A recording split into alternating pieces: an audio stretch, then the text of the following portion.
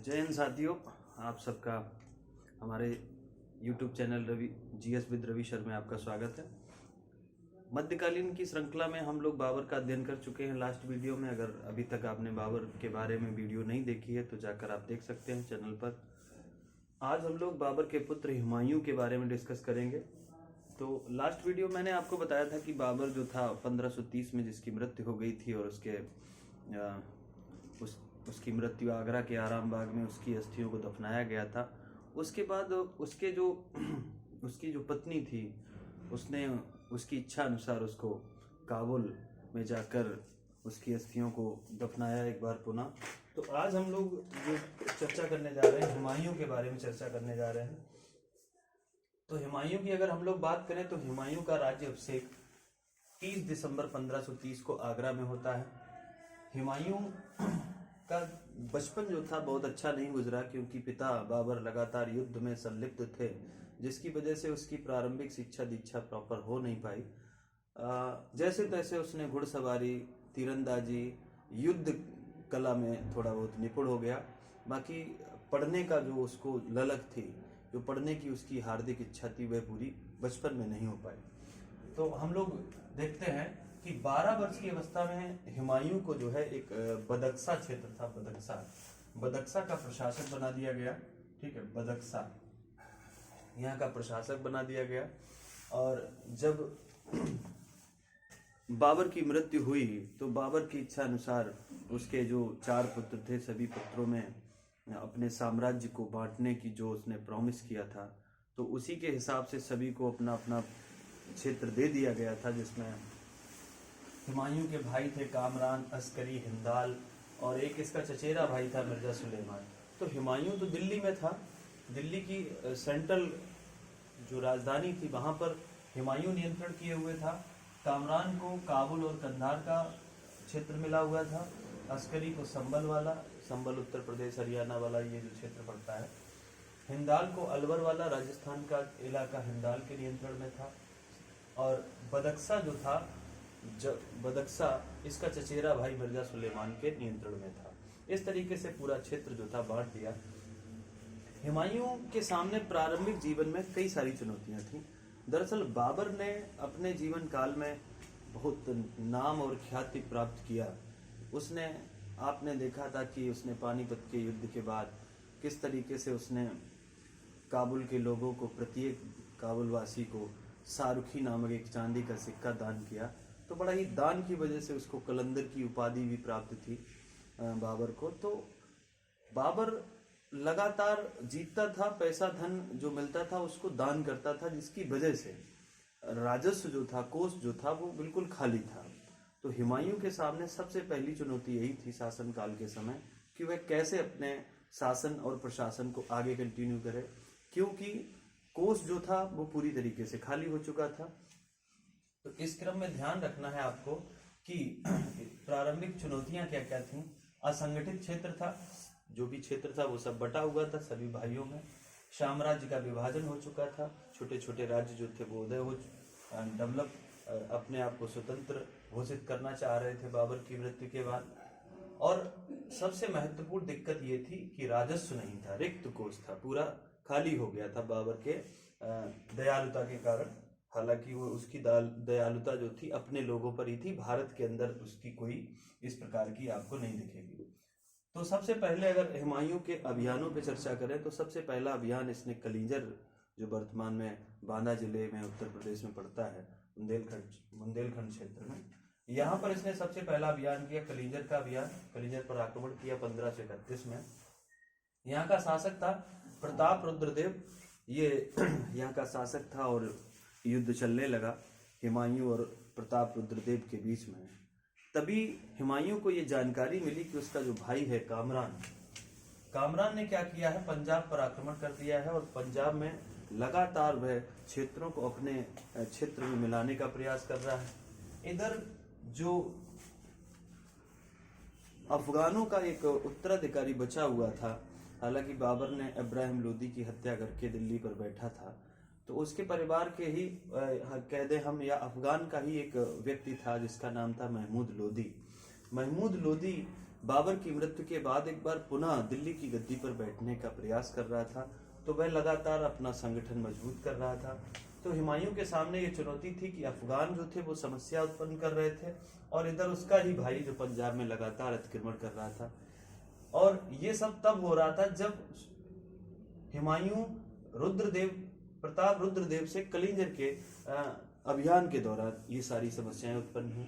मजबूरन हुमायूं को पीछे हटना पड़ा और प्रताप रुद्रदेव से संधि करनी पड़ी, और संधि करने के बाद कामरान जो इसका भाई था उससे समझौता करना पड़ा, और ये जो अफगानों वाली समस्या थी इससे निपटने के लिए उसने अपने भाई से कंप्रोमाइज कर लिया।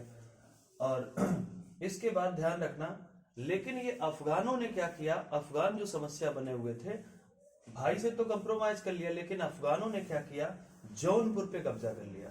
जौनपुर जो आपको मैंने पीछे पढ़ाया, बड़ा महत्वपूर्ण क्षेत्र था जौनपुर। जौनपुर पर जब अफगानों ने अधिकार कर लिया तो मजबूरन हुमायूं को जौनपुर पर कब्जा करना पड़ा या जौनपुर पे अभियान करना पड़ा। तो जौनपुर पर अधिकार करने के लिए एक जगह पड़ती है दोहरिया, दोहरिया एक जगह पड़ती है। तो दोहरिया में जाकर युद्ध हुआ महमूद लोदी और हुमायूं के बीच में। तो हुमायूं और महमूद लोदी के बीच में जब ये युद्ध हुआ, युद्ध क्यों हुआ, क्योंकि जौनपुर पर अफगानों ने कब्जा कर लिया था, इसलिए ये युद्ध हुआ। फाइनली इस युद्ध में क्या हुआ कि हुमायूं विजय हुआ, विजय प्राप्त हुई, और महमूद लोदी जो था वो वहां से भाग गया बंगाल की ओर। ठीक है, उधर से हुमायूं वापस आ रहा था। इसी क्रम में क्या हुआ कि शेर खां जो था, शेर खां, मैंने चर्चा किया शेरशाह सूरी के विषय में, पूरा एक वीडियो भी बनाया। अगर शेरशाह सूरी के बारे में अभी तक आपको जानकारी नहीं है तो आगे आने वाली वीडियो में आपको इसकी जानकारी मिलेगी। तो शेरशाह सूरी ने क्या किया, शेरशाह का जो शेरशाह से पहले नाम शेर खां था, तो शेर खां ने क्या किया, चुनार पर घेरा डाला, और जब चुनार पर घेरा डाला तो मजबूरन हुमायूं और शेर खां के बीच में एक संधि हुई, और उस संधि का बड़ा ही दुष्परिणाम निकले। आप जानते हैं शेर खां ने अपने बेटे को हुमायूं के सेना में भेज दिया और कुछ हजार सैनिकों के साथ। इधर गुजरात का शासक जो था वो भी समस्या उत्पन्न कर रहा था। गुजरात का शासक भी बहादुर शाह जो संघर्ष की स्थिति में था। इधर हुमायूं ने क्या किया, गुजरात के शासक को भी पराजित किया, और इधर मांडू, ये मध्य प्रदेश में जगह पड़ती है, और एक चंपानेर जगह मध्य में। तो इन दोनों क्षेत्रों को जीतकर हुमायूं ने अपने क्षेत्र में मिलाया। शेर खां से संघर्ष 1537 से लेकर 40 ये लगातार शेर खां से स्ट्रगल बना रहा। शेर खां जो था बिहार वाले क्षेत्र में अपना साम्राज्य डेवलप किए हुए था, वहां पर अपना संगठन चला रहा था। मैंने आपको बताया था दक्षिण बिहार में शेर खां का बचपन का नाम फरीद था। तो ये अपने बिहार वाले क्षेत्र में शेर खां अपना प्रभुत्व जमाए हुए था। तो शेर खां ने बंगाल विजय की, तो हुमायूं ने चुनार जीत लिया।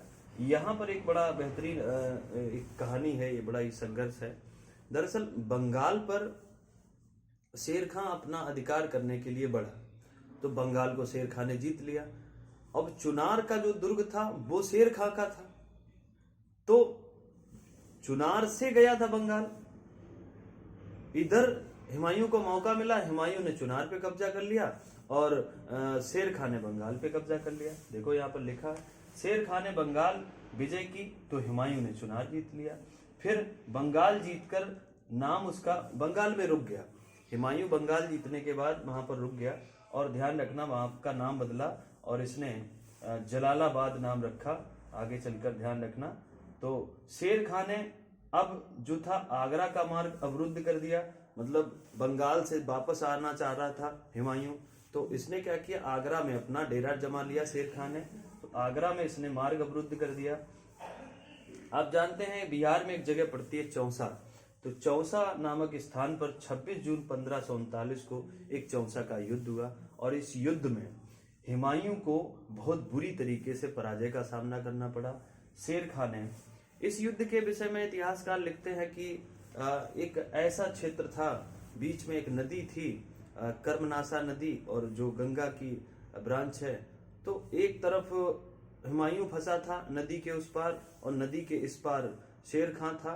तो ये स्थिति हुई, युद्ध जब हुआ तो हुमायूं वहां से भाग नहीं पाया और इतना उसकी सेना फंस गई पूरे दलदल में और बहुत बुरी तरीके से हुमायूं पराजित हुआ। अंततः जब उसके लगा कि हम बिल्कुल मारे ही जाएंगे तो वह कर्मनाशा नदी में कूद गया। यहाँ पर मैंने लिखा है, हुमायूं अपनी जान बचाने के लिए कर्मनाशा नदी में कूद गया।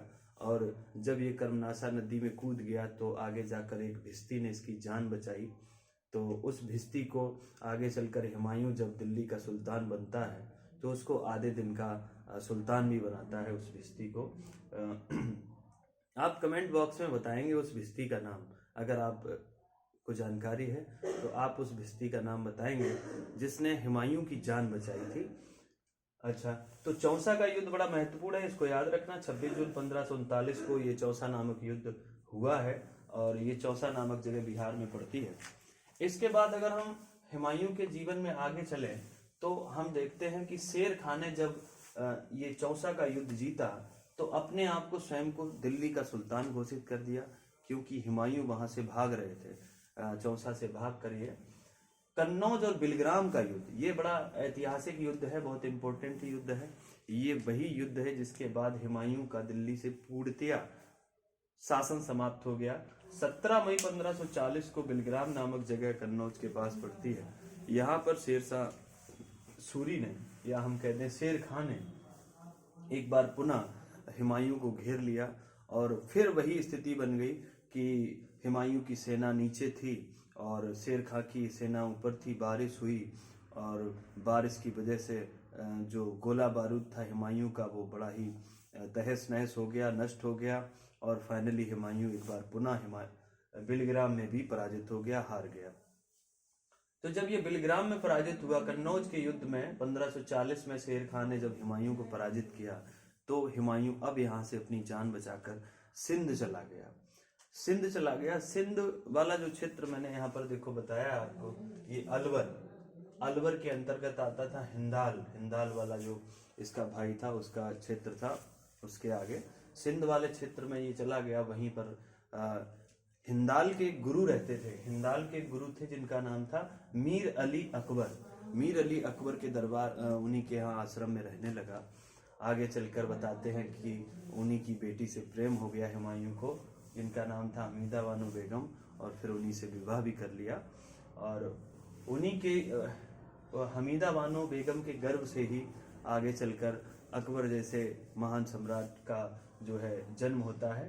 तो जब ये उनके यहाँ वहां से सिंध से ये इधर राजस्थान आया। राजस्थान में एक जगह पड़ती अमरकोट, जो इसके मित्र थे यहाँ के शासक बीर साल से इसने शरण मांगी हुमायूं ने और अपनी पत्नी को वहां पर रखा। और यहीं पर परीक्षाओं में पूछा जाता है कि अकबर का जन्म अमरकोट के राजा बीर साल के महल में हुआ था, यहीं पर जन्म हुआ। और फिर हुमायूं जो था अपनी पत्नी को लेकर ईरान चला गया और अकबर को महाअनगा और जीजी अनगा के संरक्षण में छोड़ गया। ये इन्होंने बचपन में अकबर की पालन पोषण किया। परीक्षाओं में खूब पूछा जाता है कि महाअनगा और जीजी अनगा कौन है। तो महाअनगा और जीजी अनगा वो महिलाएं हैं जिन्होंने अकबर के बचपन में लालन पालन किया और बड़ा किया। तो महाअनगा जीजी अनगा संरक्षण कर रही थी और हुमायूं और जो हमीदा बानो बेगम दोनों पति पत्नी ईरान चले गए। जब ये दोनों लोग ईरान चले गए तो हुमायूं कंधार होते हुए ईरान चला गया। ईरान का उस समय शासक हुआ करता था शाह तहमास से। ईरान का शासक हुआ करता था शाह तहमास से ने हुमायूं का बड़ा स्वागत किया, भव्य स्वागत किया वहाँ कि भाई एक इतना बड़ा सुल्तान जिसका इतना बड़ा साम्राज्य था वह चला गया, आया है, तो बड़ा स्वागत किया। शाह तामस ने, ये ईरान का शासक था। फिर इसने ही मदद की ईरान की, बहुत सा हुमायूं की इसने मदद की। शाह तामस ने अपनी सेना भी दी, संसाधन भी दिए, हथियार भी दिया। तो फिर जब इसने मदद की ईरान के शासक ने, तो इसने फिर कंधार पर विजय की हुमायूं ने, एक बार फिर काबुल पर विजय की और काबुल में इसने एक बार फिर अफगानों को पराजित किया। वही अफगान सरदार जो थे। एक युद्ध है मच्छीवाड़ा का युद्ध। ये मच्छीवाड़ा का युद्ध जब हुमायूं जीत गया, इस युद्ध के बाद यह तय हो गया कि हुमायूं एक बार पुनः दिल्ली की ओर आएगा और दिल्ली पर शासन करेगा। तो मच्छीवाड़ा का युद्ध बड़ा महत्वपूर्ण है, ये निर्णायक युद्ध माना जाता है हुमायूं के जीवन का। हुमायूं अगर इस युद्ध में असफल हो जाता तो फिर कभी दिल्ली पर दोबारा अपनी सत्ता काबिज नहीं कर पाता। तो मच्छीवाड़ा के युद्ध में हुमायूं ने एक बार पुनः अफगानों को पराजित कर दिया। 15 मई 1555 को ये युद्ध हुआ। इसके बाद दिल्ली में तब तक जो शेरशाह सूरी था उसके उत्तराधिकारी जो थे सूरवंश डेवलप हो गया था। तो यहाँ दिल्ली में सिकंदर सूर का शासन था और सिकंदर सूर जो था वो दिल्ली पर बैठा हुआ था। और हुमायूं जब इस काबुल विजय के बाद दिल्ली की ओर बढ़ा तो इसने दिल्ली का शासक जो था सिकंदर सूर, इसको भी पराजित किया। सरहिंद का युद्ध, ध्यान रखना, सरहिंद का युद्ध 22 जून 1555 को सूरवंश का शासक था, इसको पराजित किया। हालांकि इस युद्ध के बाद आप जानते हैं सिकंदर सूर जब पराजित हो गया तो इसी का एक सेनापति था हेमू विक्रमादित्य, वो एकदम फिराक में था, वो अपनी सेना को संगठित करता रहा। तो इस युद्ध के बाद ही दिल्ली के अधिकांश क्षेत्र नियंत्रण में हुमायूं के आ चुके थे। और 20 जून 1556 को दीनपना एक नगर भी इसने बसाया था। उसी नगर की एक पुस्तकालय बनवाया था। उसी पुस्तकालय की सीढ़ियों से हुमायूं की गिरकर 2 दिन बाद मृत्यु हो गई, सीढ़ियों से गिर गया और 24 जनवरी 1556 को इसकी मृत्यु हो गई। अब यहाँ पर ध्यान देने वाली बात यह है कि ये जो सिकंदर सूर का जो सेनापति था जिसका नाम था हेमू विक्रमादित्य, यही क्या करता है कि हुमायूं की मृत्यु के बाद ये इसको मौका मिल जाता है और चूंकि दिल्ली में कोई होता नहीं है तो हेमू विक्रमादित्य को मौका मिलता है और ये क्या करता है, दिल्ली की गद्दी पर बैठ जाता है। ध्यान रखना, हेमू विक्रमादित्य सिर्फ एक सेनापति हुआ करता था सूरवंश यानी सिकंदर सूर की सेना में, और हुमायूं की मृत्यु के बाद ये दिल्ली की गद्दी पर बैठ जाता है। इसके बारे में ध्यान रखना, जब इसकी मृत्यु यहाँ हो जाती है हुमायूं की, तो हुमायूं की जो पत्नी है हमीदा बानो बेगम ने अपने पति हुमायूं का मकबरा दिल्ली में बनवाया। परीक्षाओं में खूब पूछा जाता है कि हुमायूं का मकबरा कहाँ पर है, तो दिल्ली में इसका मकबरा है। हुमायूं बड़ा ज्योतिष पर भरोसा करता था, तो अलग अलग रंग के अलग अलग दिनों में कपड़े भी पहनता था। हुमायूं का जीवन पर अगर हम लोग पूरा यहाँ से देखें तो उसका जीवन आप देख रहे हैं, शुरुआत ही युद्ध से शुरू होती है और युद्ध पर ही खत्म हो जाती है। तो हुमायूं अपने जीवन में लगातार स्ट्रगल करता रहा, संघर्ष करता रहा, लड़ता रहा और अपने शासन को बनाने के लिए बहुत स्ट्रगल करता रहा। तो एक इतिहासकार हैं जिनका नाम है लेन पूल। इतिहासकार लेन पूल लिखते हैं उसके जीवन के बारे में कि लुढ़कते लुढ़कते लुढ़क गया। ये स्टेटमेंट अगर कभी पूछा जाए कि उस सुल्तान का नाम बताओ जो अपने जीवन पर्यंत लुढ़कते लुढ़कते लुढ़क गया, पूरा तात्पर्य यह है कि हुमायूं ने अपने जीवन में बहुत स्ट्रगल किया, लगातार संघर्ष करता रहा और संघर्ष करते करते ही उसकी मृत्यु हो गई। तो चाहे वह चौसा का युद्ध हो, चाहे वह कन्नौज का या बिलग्राम कन्नौज का युद्ध हो, या फिर सरहिंद का युद्ध हो, या फिर मच्छीवाड़ा का युद्ध हो, तो इन सारे युद्धों का संबंध हुमायूं से है। आप लोग ध्यान रखना, 4 प्रमुख युद्ध जो उसके जीवन के जुड़े हुए हैं, मच्छीवाड़ा युद्ध, सरहिंद युद्ध और चौसा और बिलग्राम का युद्ध। अफगानों को लगातार पराजित करने के लिए एक युद्ध और ध्यान रखना, दोहरिया का युद्ध, इसमें भी इसने अफगानों को पराजित किया था। चुनार का आप जानते हैं, चुनार और शेर खां का संबंध यहाँ पर।